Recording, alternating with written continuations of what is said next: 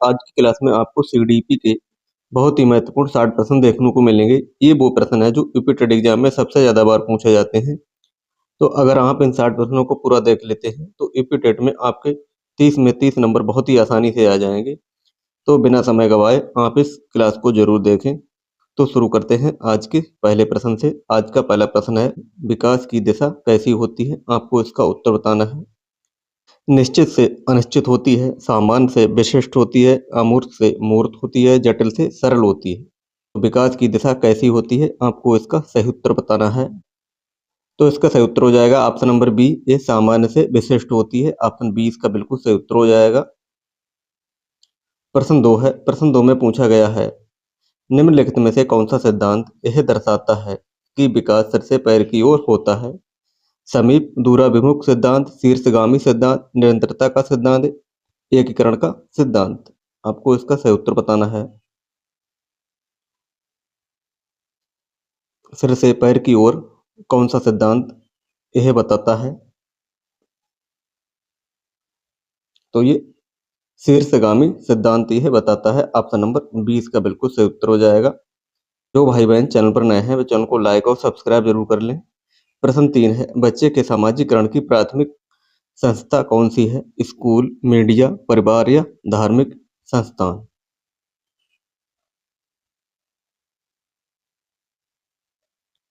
तो प्राथमिक पूछा गया है, आपको बताना है। तो ये परिवार प्राथमिक हो जाएगा। ऑप्शन नंबर सी इसका बिल्कुल सही उत्तर हो जाएगा, परिवार। प्रश्न नंबर 4 है। प्रश्न 4 में पूछा गया है, जीन पियाजे के अनुसार बच्चे किस अवस्था में वस्तु स्थायित्व प्रदर्शित करते हैं? ये प्रश्न बार बार रिपीट होता है, आपको बताना है वह कौन सी अवस्था है। संवेदी गामक अवस्था, पूर्व संक्रियात्मक अवस्था, मूर्त संक्रियात्मक अवस्था, ऑप्शन डी औपचारिक संक्रियात्मक अवस्था।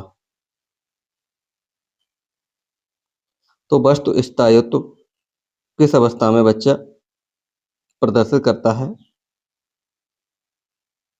तो वह संवेदी गामक अवस्था होती है। ऑप्शन नंबर ए इसका बिल्कुल सही उत्तर हो जाएगा, 0 से 2 वर्ष की अवस्था।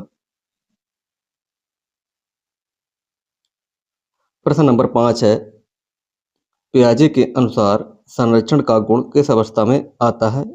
संवेदी गामक, पूर्व संक्रियात्मक, मूर्त संक्रियात्मक अवस्था या औपचारिक संक्रियात्मक अवस्था? संरक्षण का गुण किस अवस्था में आता है? आपको बताना है।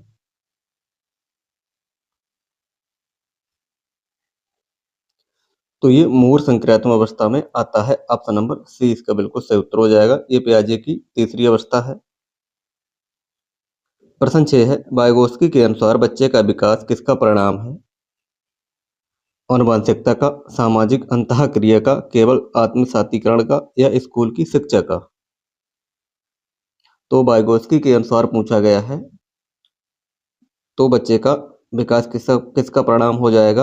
वाइगोत्स्की के अनुसार तो ये सामाजिक अंतःक्रिया का हो जाएगा। ऑप्शन नंबर बी इसका बिल्कुल सही उत्तर हो जाएगा। आता है, वाइगोत्स्की के सिद्धांत में मचान या पाठ से क्या तात्पर्य है? बच्चे को सीधे उत्तर देना, वयस्कों द्वारा दी जाने वाली अस्थायी सहायता, ऑप्शन सी बच्चों को पूरी तरह स्वतंत्र छोड़ना या सजा देना। तो मचान या पाठ से क्या तात्पर्य है? आपको इसका सही उत्तर बताना है। तो इसका सही उत्तर हो जाएगा ऑप्शन नंबर बी, वयस्कों द्वारा दी जाने वाली अस्थायी सहायता मचान या पाठ कहलाती है। ऑप्शन नंबर बी इसका बिल्कुल सही उत्तर हो जाएगा। प्रश्न 8 है। प्रश्न 8 में आपको बताना है, कोहल वर्ग के अनुसार नैतिक विकास के किस स्तर पर बच्चा अच्छा लड़का लड़की बनने की इच्छा रखता है? पूर्व पारंपरिक स्तर, उत्तर पारंपरिक स्तर या अमूर्त स्तर? प्रश्न 8 का आपको सही उत्तर बताना है। तो ये पारंपरिक स्तर पर बच्चा अच्छा लड़का लड़की बनने की इच्छा रखता है। ऑप्शन 20 का बिल्कुल सही उत्तर हो जाएगा। लड़के रोते नहीं क्योंकि वे बहादुर होते हैं, एक कथन किसको दर्शाता है? लैंगिक समानता, लैंगिक रूढ़िबद्धता, लैंगिक तरलता या लैंगिक संवेदीकरण? प्रश्न 9 का आपको सही उत्तर बताना है। पेपर में बार बार पूछे जाने वाले ये प्रश्न आप जरूर देखें। तो ये लैंगिक रूढ़िबद्धता को दर्शाता है। ऑप्शन नंबर 20 का बिल्कुल सही उत्तर हो जाएगा, लैंगिक रूढ़िबद्धता। आनुवंशिकता और पर्यावरण की भूमिका के बारे में क्या सत्य है, आपको बताना है। विकास केवल आनुवंशिकता पर निर्भर करता है, विकास केवल पर्यावरण पर निर्भर करता है। आनुवंशिकता और पर्यावरण दोनों एक जटिल पारस्परिक क्रिया के रूप में प्रभावित करते हैं। ऑप्शन डी, पर्यावरण का प्रभाव स्थिर होता है। प्रश्न 10 का आपको सही उत्तर बताना है।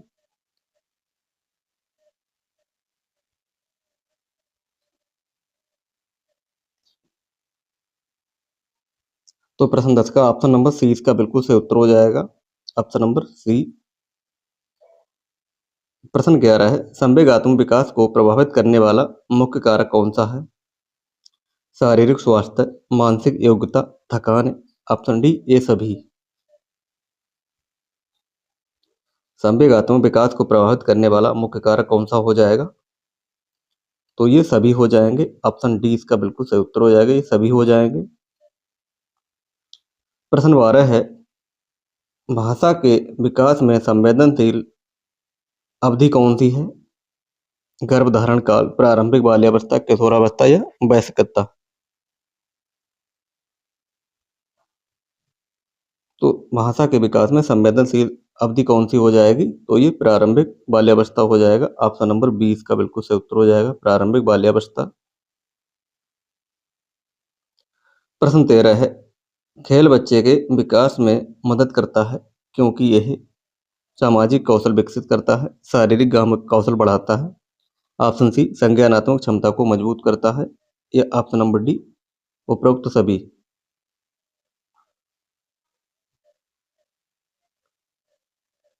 तो ये सभी सही हो जाएंगे। ऑप्शन डी इसका बिल्कुल सही उत्तर हो जाएगा, ऑप्शन नंबर डी। प्रश्न 14 है, विकास के बारे में निम्नलिखित में से कौन सा कथन सही है? विकास पूरी तरह से अप्रत्याशित होता है। ऑप्शन बी, विकास की दर सभी बच्चों में एक समान होती है। ऑप्शन सी, विकास रैखिक नहीं बल्कि सर्पिलाकार होता है। ऑप्शन डी, विकास किशोरावस्था के बाद रुक जाता है। तो सही आपको बताना है क्या हो जाएगा सही।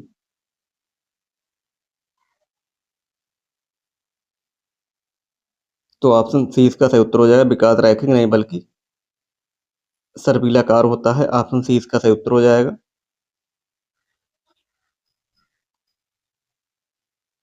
प्रश्न 15, वाइगोस्की के अनुसार स्वयं से बात करने की प्रक्रिया को क्या कहते हैं?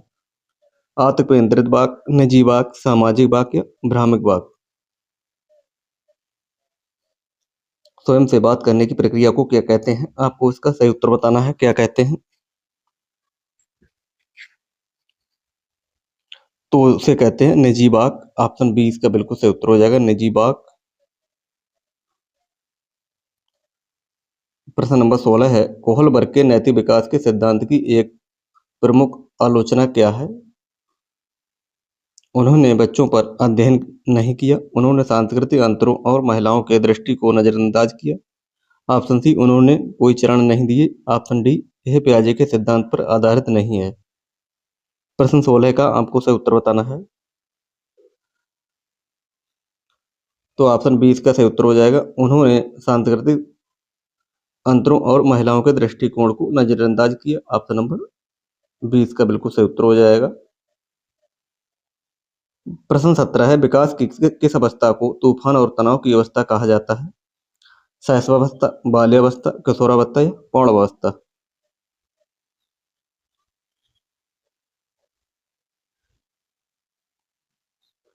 तो ये किशोरावस्था को कहा गया है। ऑप्शन नंबर सी इसका बिल्कुल सही उत्तर हो जाएगा, किशोरावस्था।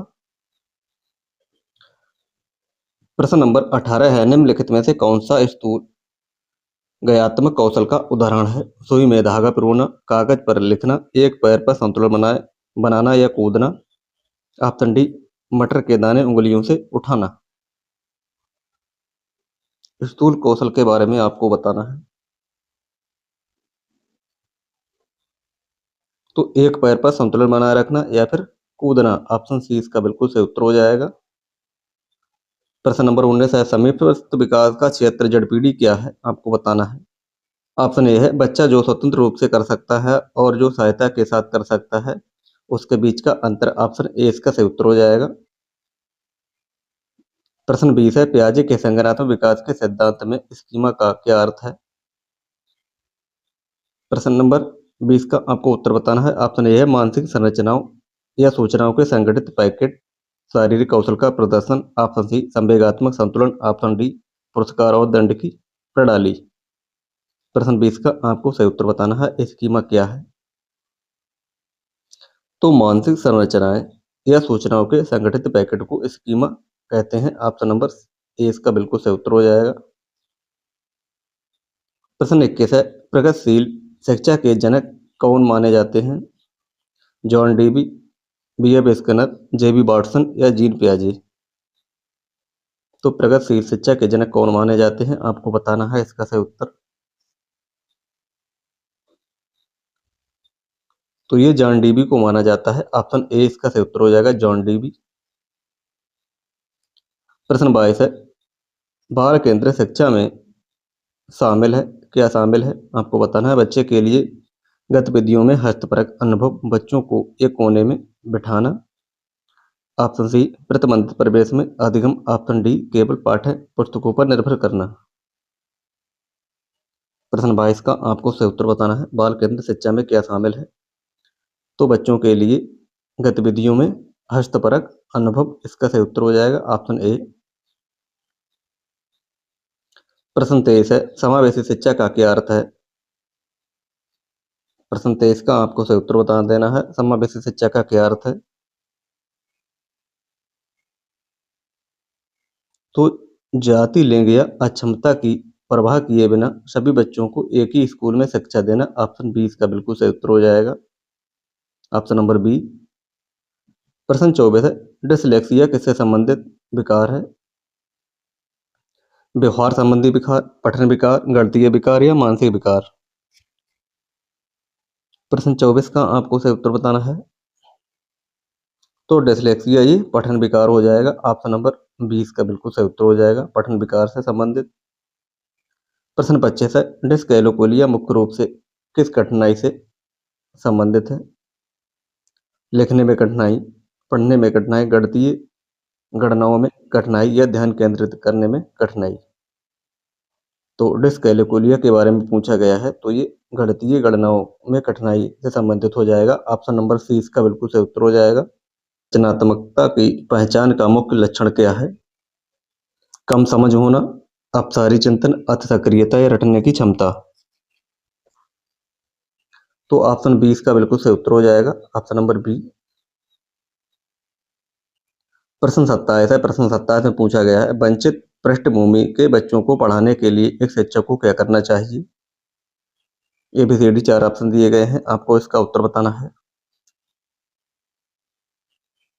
ऑप्शन नंबर बी इसका सही उत्तर हो जाएगा, उनके बारे में अधिक जानने का प्रयास करना चाहिए और उन्हें कक्षा की चर्चाओं में शामिल करना चाहिए। प्रयास और भूल का सिद्धांत निम्नलिखित में से किसके द्वारा दिया गया था? थॉर्नडाइक, पावलोव, स्किनर या कोहलर।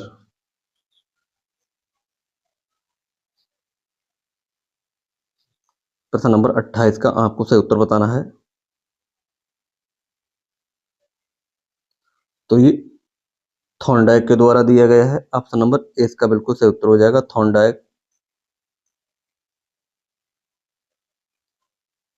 प्रश्न नंबर 29 है, प्रतिभाशाली बच्चों की पहचान के लिए क्या आवश्यक है? केवल शिक्षक का अवलोकन। ऑप्शन बी बुद्धि लब्धि परीक्षण और रचनात्मकता का मूल्यांकन। ऑप्शन सी माता पिता की आर्थिक स्थिति। ऑप्शन डी उनकी शारीरिक बनावट।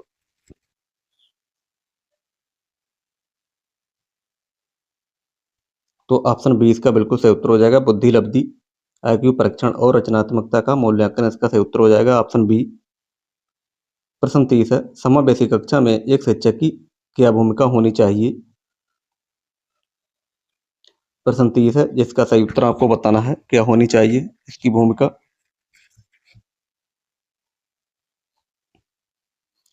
तो विश्वास करना कि प्रत्येक बच्चे में अपनी क्षमताओं के अनुसार सीखने की शक्ति होती है। ऑप्शन नंबर ए इसका बिल्कुल सही उत्तर हो जाएगा। प्रगतिशील शिक्षा के अनुसार स्कूलों में समस्या का समाधान करने के लिए छात्रों को कैसा होना चाहिए?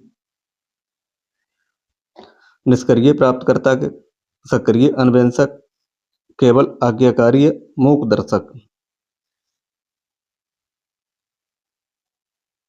प्रश्न 31 का आपको सही उत्तर बताना है। तो ये सक्रिय अन्वेषक होना चाहिए, ऑप्शन नंबर 20 का बिल्कुल सही उत्तर हो जाएगा। प्रश्न 32 है, डिस्ग्राफिया से पीड़ित बच्चों को मुख्य रूप से किसमें कठिनाई होती है? सुनने, पढ़ने, लिखने या चलने? तो डिस्ग्राफिया ये लिखने से संबंधित है, ऑप्शन नंबर सी इसका सही उत्तर हो जाएगा, लिखने से संबंधित। प्रश्न 33 है, डिस्कैलिकोलिया का संबंध किससे है? लिखने की समस्या से, पढ़ने की गणितीय गणना की समस्या से या भाषा सीखने की समस्या से? तो डिस्कैलिकोलिया ये गणितीय गणना से संबंधित हो जाएगी, ऑप्शन नंबर सी इसका बिल्कुल सही उत्तर हो जाएगा।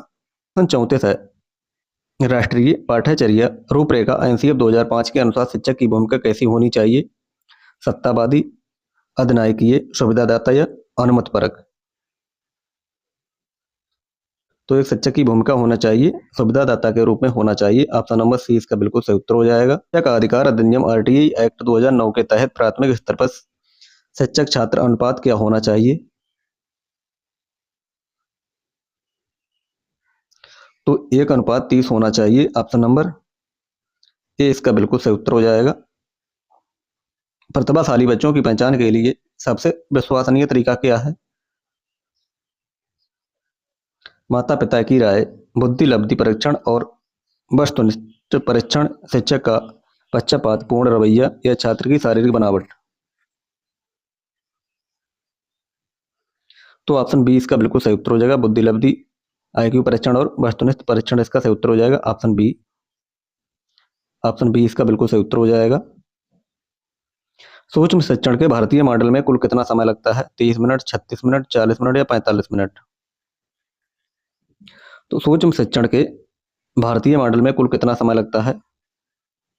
तो ये 36 मिनट का समय लगता है, ऑप्शन नंबर 20 का बिल्कुल सही उत्तर हो जाएगा, 36 मिनट। प्रश्न 38 है, शिक्षण के 3 स्तरों में निम्नलिखित में से कौन सा शामिल नहीं है? स्मृति स्तर, बोध स्तर, चिंतन स्तर या अप्रेरणा स्तर? तो शिक्षण के 3 स्तरों में से कौन सा शामिल नहीं है, आपको इसका सही उत्तर बताना है। तो ऑप्शन डी अप्रेरणा का स्तर इसका सही उत्तर हो जाएगा, ऑप्शन नंबर डी। प्रश्न 39 है, रचनात्मक मूल्यांकन का मुख्य उद्देश्य क्या होता है? छात्रों को पास या फेल घोषित करना, ऑप्शन बी शिक्षण अधिगम प्रक्रिया के दौरान छात्रों की प्रगति की निगरानी और सुधार करना, ऑप्शन सी सत्र के अंत में ग्रेड देना, ऑप्शन डी छात्रों की तुलना करना। तो प्रश्न 39 का आपको सही उत्तर बताना है, क्या हो जाएगा? तो इसके सही उत्तर की बात करें तो ऑप्शन बी इसका सही उत्तर हो जाएगा, शिक्षण अधिगम प्रक्रिया के दौरान छात्रों की प्रगति की निगरानी और सुधार करना, ऑप्शन बी इसका बिल्कुल सही उत्तर हो जाएगा। प्रश्न 40 है, ब्लूम के वर्गीकरण के 3 ज्ञान क्षेत्र कौन से हैं, आपको बताने हैं। सामाजिक, नैतिक और राजनीतिक, संज्ञानात्मक, भावात्मक और मनोप्रेरणा, शारीरिक, मानसिक और आध्यात्मिक, गणितीय, भाषाई और तार्किक। प्रश्न 40 का सही उत्तर आपको बताना है। तो 3 स्तर की बात करें तो संज्ञानात्मक, भावात्मक और मनोप्रेरणा इसका सही उत्तर हो जाएगा, ऑप्शन बी। प्रश्न 41 है, क्रियात्मक अनुसंधान का मुख्य उद्देश्य क्या है? नए सिद्धांतों का निर्माण करना, कक्षा और विद्यालय की तत्कालिक व्यवहारिक समस्याओं का समाधान करना, ऑप्शन सी प्रयोगशाला में प्रयोग करना, ऑप्शन डी प्राचीन इतिहास का अध्ययन करना। तो इसका सही उत्तर हो जाएगा ऑप्शन नंबर बी, कक्षा और विद्यालय की तत्कालिक व्यवहारिक समस्याओं का समाधान करना, ऑप्शन बी इसका सही उत्तर हो जाएगा। प्रश्न 42 है, सृजनात्मकता का मुख्य घटक निम्नलिखित में से कौन सा है?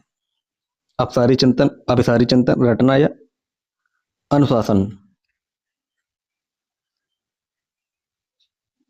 तो ये अपसारी चिंतन इसका सही उत्तर हो जाएगा, ऑप्शन नंबर ए।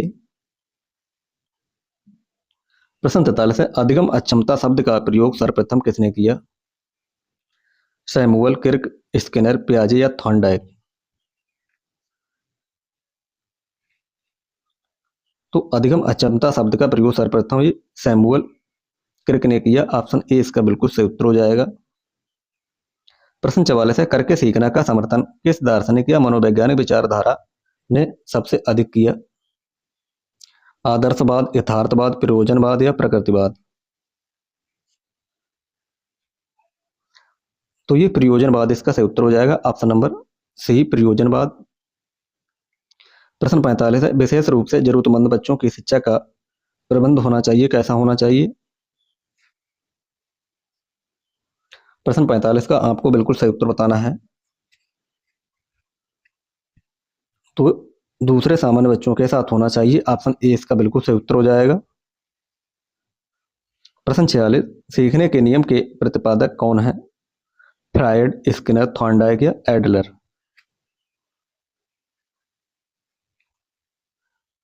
तो ये थॉर्नडाइक हो जाएंगे, ऑप्शन नंबर सी इसका सही उत्तर हो जाएगा, थॉर्नडाइक।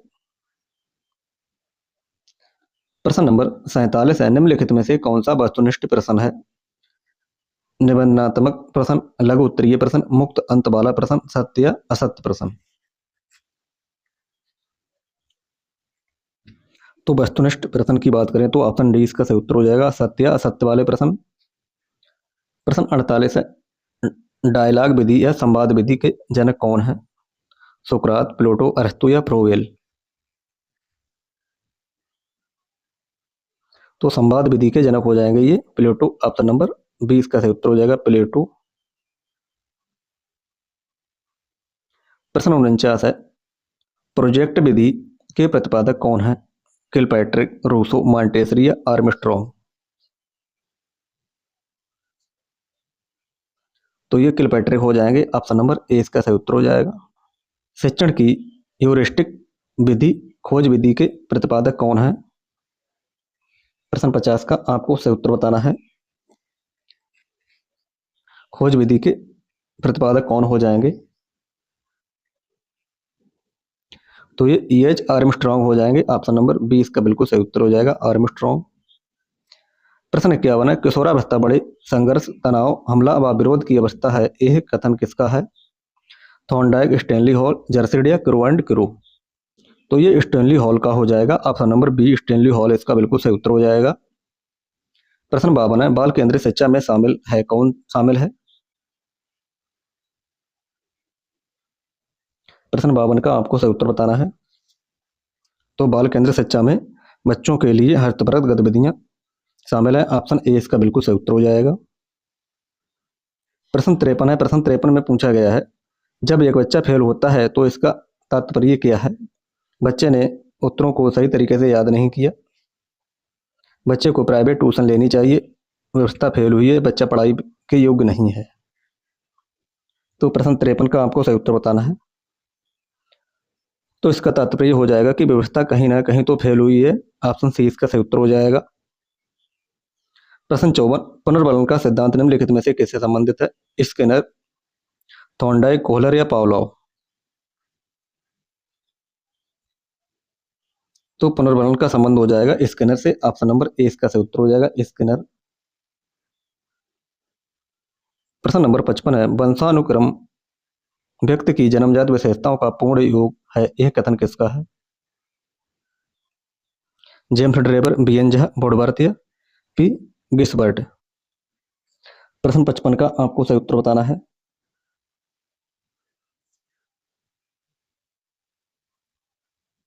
वंशानुक्रम व्यक्ति की जन्मजात विशेषताओं का पूर्ण योग है, एक कथन हो जाएगा बी एन झा का, ऑप्शन बी इसका बिल्कुल सही उत्तर हो जाएगा, बी एन झा। प्रश्न 56 है, ध्यान आकर्षित होने में किसकी भूमिका होती है? उद्दीपन की तीव्रता, उद्दीपन की उपादेयता, उद्दीपन की विश्वसनीयता, उद्दीपन की सक्रियता? तो प्रश्न 56 में आपको इसका सही उत्तर बताना है। तो ये उद्दीपन की तीव्रता हो जाएगी, ऑप्शन ए इसका बिल्कुल सही उत्तर हो जाएगा। प्रश्न 57, छात्र में रुचि उत्पन्न करने की कला क्या है? शिक्षण, सहानुभूति, समदृष्टि या प्रेरणा?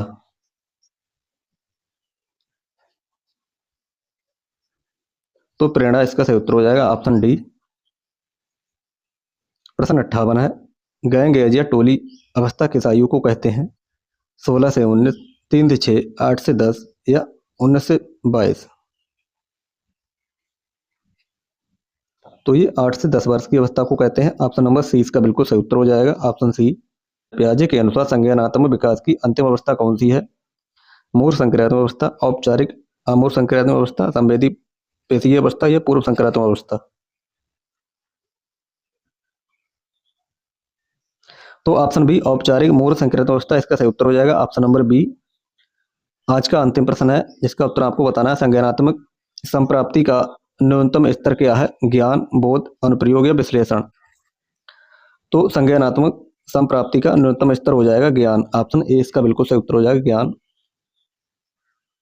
तो ये रहे आज के बहुत ही महत्वपूर्ण 60 प्रश्न। इन 60 प्रश्नों में से आपने कितने प्रश्न सही किए हैं, इसका उत्तर आप कमेंट बॉक्स में जरूर बताएं।